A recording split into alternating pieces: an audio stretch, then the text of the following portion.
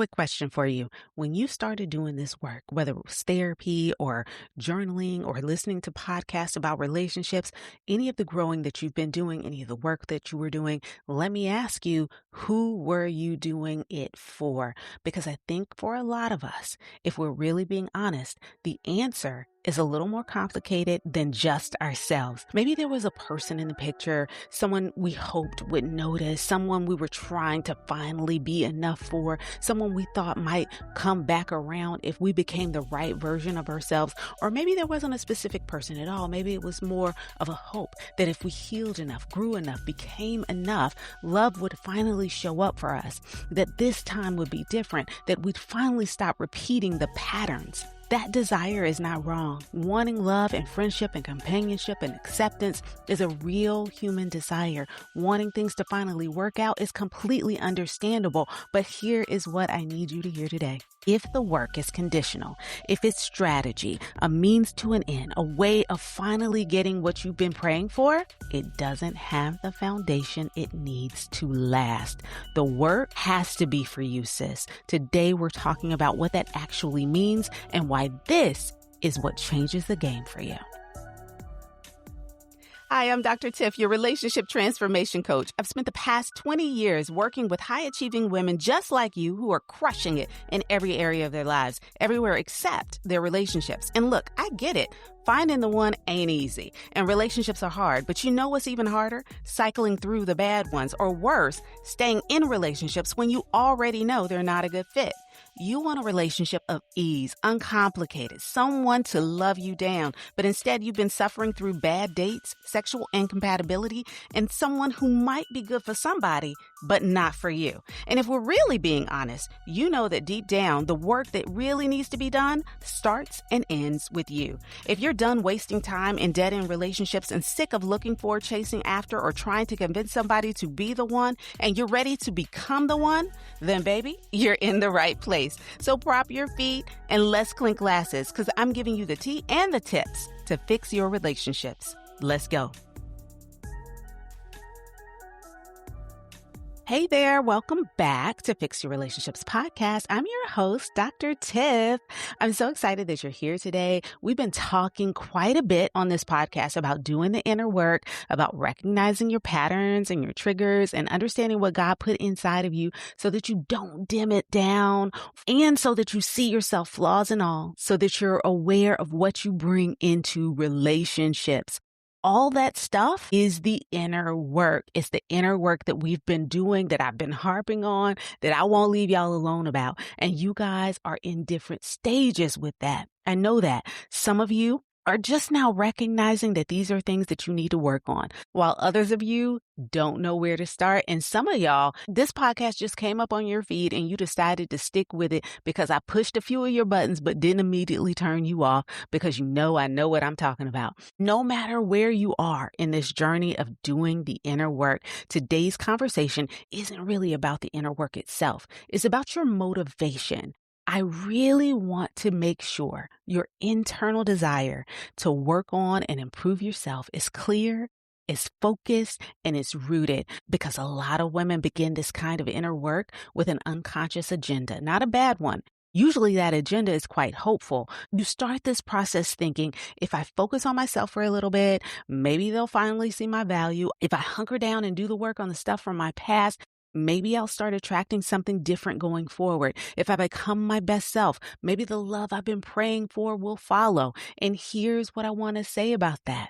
That hope is not wrong. Wanting love is not wrong. Wanting to be in a healthy relationship is completely normal and nothing to be ashamed of. But here's the problem, sis.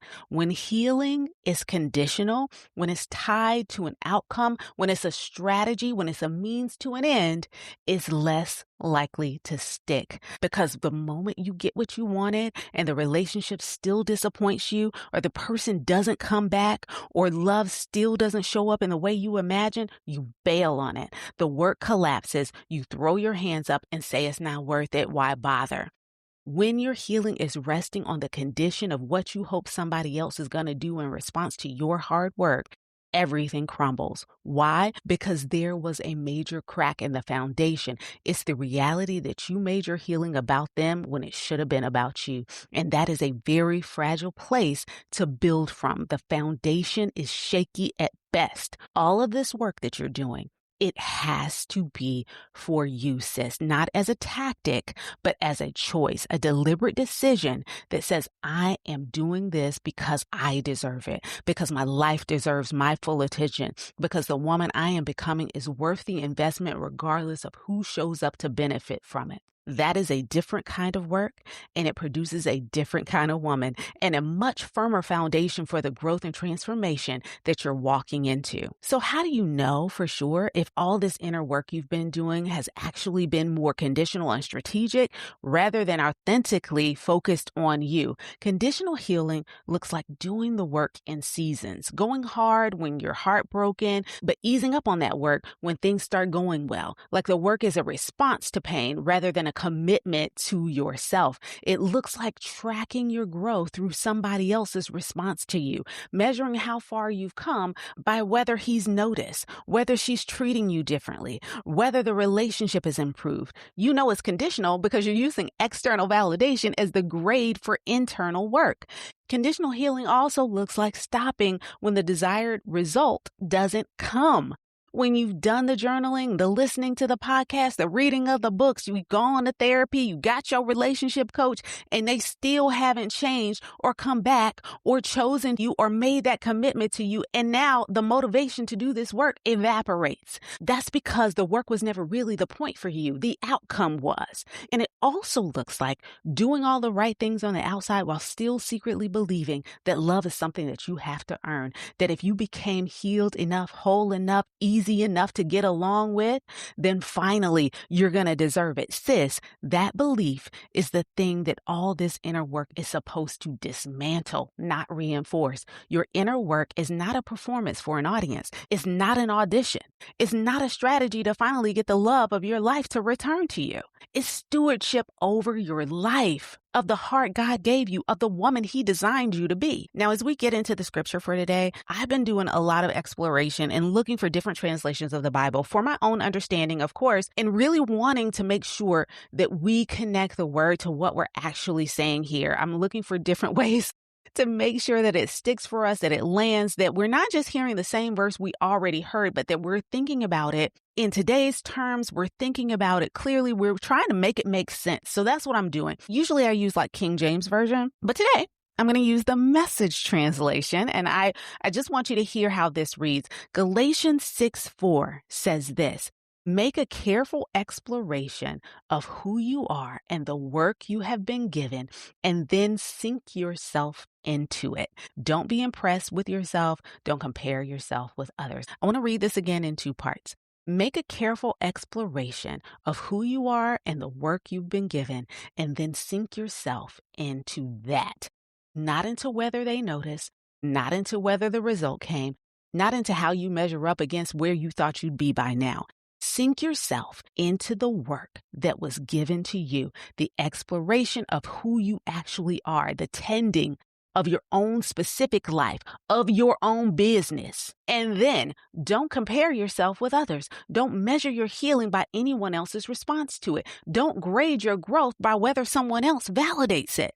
Because God's investment in you was never conditional on your performance. He didn't wait until you were healed enough or whole enough or put together enough to decide you were worth loving. He decided that before you did anything. And if the God of the universe didn't require a performance before he committed to you, why are you requiring one of yourself? The work is not how you earn the right to be loved. The work is how you steward the life and the heart of a woman who already is worth it. That is a completely different posture, and it changes not just why you do this work, but how you feel when you're in it. So what does it actually look like when the work belongs to you and nobody else? It looks like continuing when things are going well, not just when you're in pain, showing up for yourself in the ordinary, dramatic weeks when it doesn't feel like there's a crisis demanding your attention, everything's going fine, but you still show up and you still continue to do this work, just tending to your own growth, to your own business, because it matters, because you matter. It also looks like measuring your progress by how you feel, how you respond, how you move through the world, not by whether anyone else has noticed. Your healing is not their homework.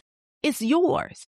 It looks like releasing the expected outcome, doing the work without attaching it to a specific result. Not I'll heal when this person comes back. Not I'll grow so the right person finally shows up for me. Just I'll do it because I'm worth doing this for. And it looks like this.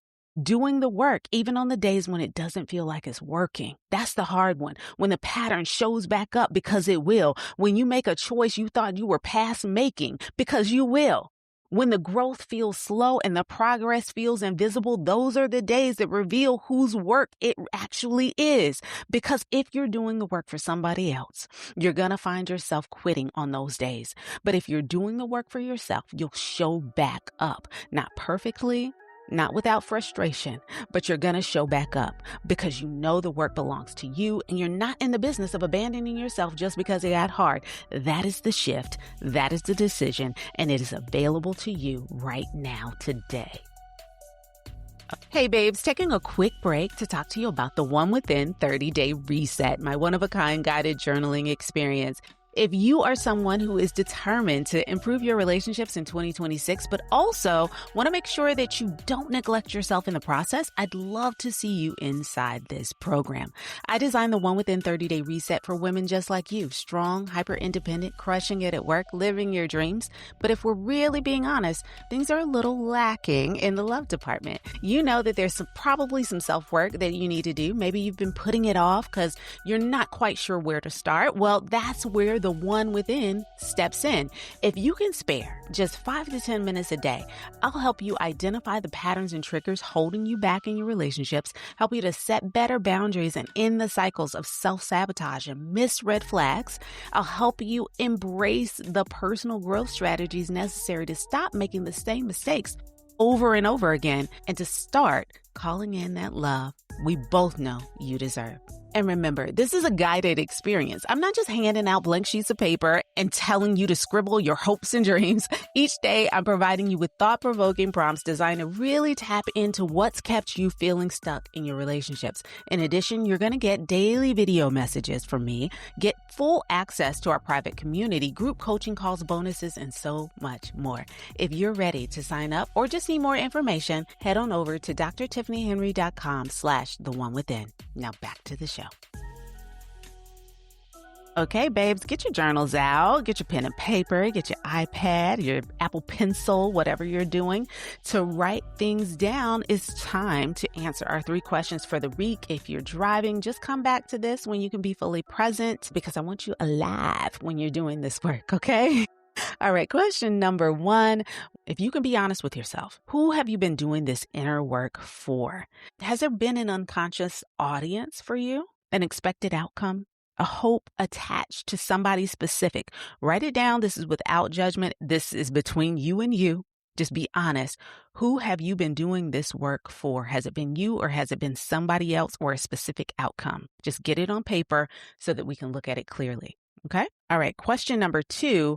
What would change about how you show up for yourself if there's no audience? If nobody was going to notice, nobody was going to come back around, nobody was going to validate the growth, would you still do it? Write about why or why not. What would change about how you show up if it was for nobody else but you? All right, question number 3. I want you to write this statement down and I want you to mean it. I am doing this work for me. Not for anyone else, for me. Okay? That's the statement I want you to write down. I am doing this work for me, not for anybody else, but for me. Then I want you to write what that decision, what you just wrote, that statement, that decision, okay? After you think about it, after you digest it, after you own it, I want you to write what that decision actually changes for you this week. What would you do differently? What would you stop waiting for permission to do if you meant that? Okay, that you are doing this work for you. What changes in you because of that statement? All right. And here's your one small shift for the week. I want you to do one thing for your growth this week that has no audience. Something nobody's going to see, nobody's going to affirm, nobody's going to validate. It's just for you.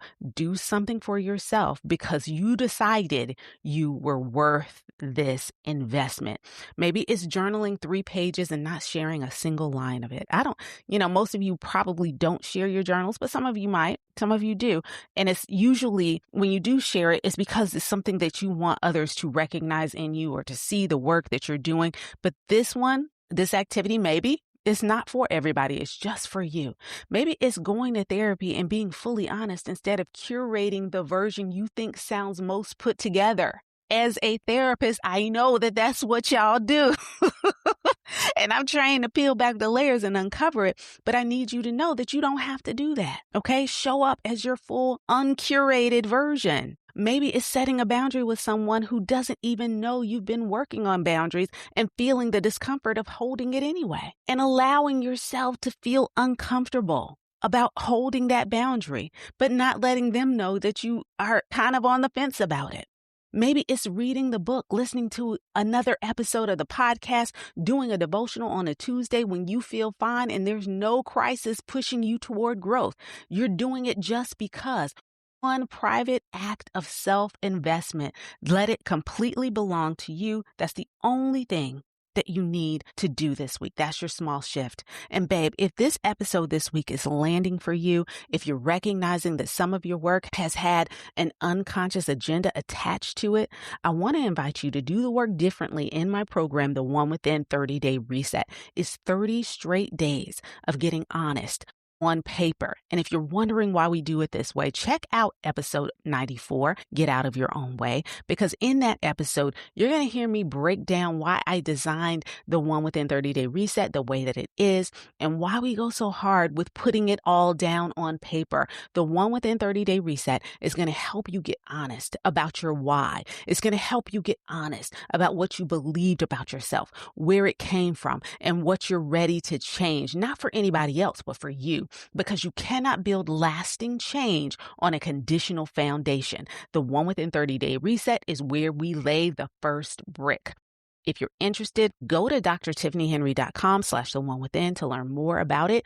Or you can tap the link in the show notes. I'm going to put that link right there. I'd love to hold you accountable while you do this work for yourself. Now, I want to leave you with this. You have been doing this work, real work, legitimate work, the kind of work most people spend their whole lives avoiding. And I need you to make a decision today about who that work belongs to. Not him, not her, not them, not they, not the relationship you're hoping for or the person you're hoping will finally see your value or the version of love you've been waiting to finally deserve. The work belongs to you, sis, nobody else. The growth and the transformation is for you. The healing belongs to you. The woman you are becoming, she belongs to you as well. Not as a gift for somebody else, not as evidence that you're finally worth loving, as a natural result of a woman who's decided she was worth showing up for with no audience required and no outcome attached. That woman is unstoppable, not because she finally got the love she was working towards, but because she stopped working toward love and started living from it. From the love God already decided she was worth before she did a single thing to earn it. Do the work for you, sis. You are more than worth it. I hope you enjoyed this episode today. I absolutely love talking to you and breathing life into you and your relationships and helping you on your journey to do the inner work. And I hope that the message hits you in the way that I prayed it would, and that you receive it in the spirit in which God wants you to have it. I love you so much, and I'll see you back here next week. Ciao. Hey, babe, I hope you enjoyed today's episode. My goal with this podcast is to bless you with information that helps you fix those relationships that are most important to you, but not before you do the self-work needed to make sure that those relationships thrive. If this episode was exactly what you needed, then guess what? Somebody else probably needs it too. So do me and them a favor. Please share this episode with your good girlfriend and let her know about the podcast. And while you're at it, hop on over to Apple Podcasts and leave a review. review. This really helps to grow the podcast and puts it right in front of other women who are desperate to work on their relationships and themselves. And if you haven't done so already, I want to invite you to join our community of like-minded women all on a journey to become the one. You can sign up for free at becometheone.myflowdesk.com/email. I know that's a lot, so just go on over to the show notes and click that link there. Thanks again for listening to Fix Your Relationships with Dr. Tiff. I'll see you right back here next week.